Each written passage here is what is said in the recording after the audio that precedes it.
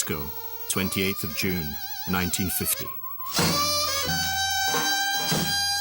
A performance at the Palace of Culture by a North Korean choral and dance troupe in honor of Soviet leader Joseph Stalin.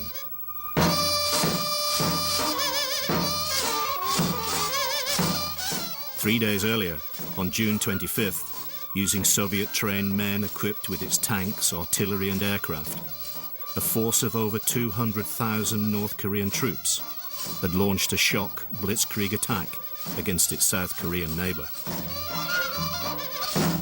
By the evening of the Moscow concert, Seoul, South Korea's capital, has fallen and its army has been completely routed.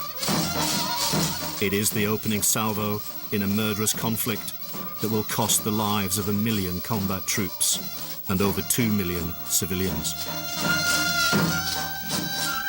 It will also bring the United States and its Western allies into direct conflict with China and the Soviet Union and drive the world closer to the Armageddon of an atomic war than at any time in history.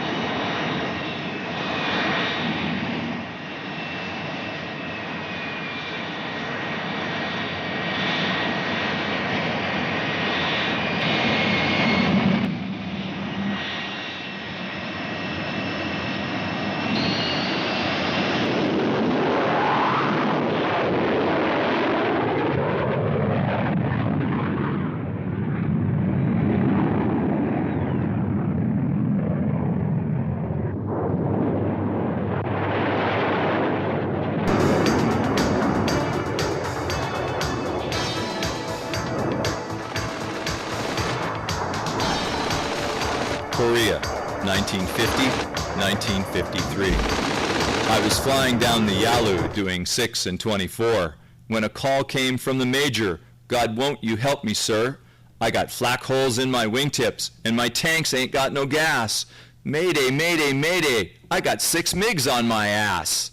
Hallelujah, hallelujah.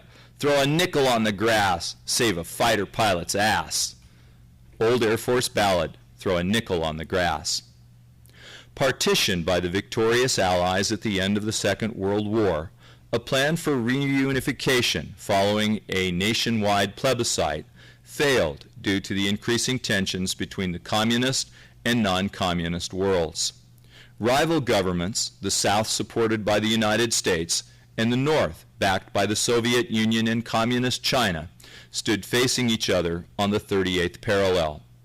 On June 25, 1950, forces of the Communist North attacked southward, instigating the first war of the jet age.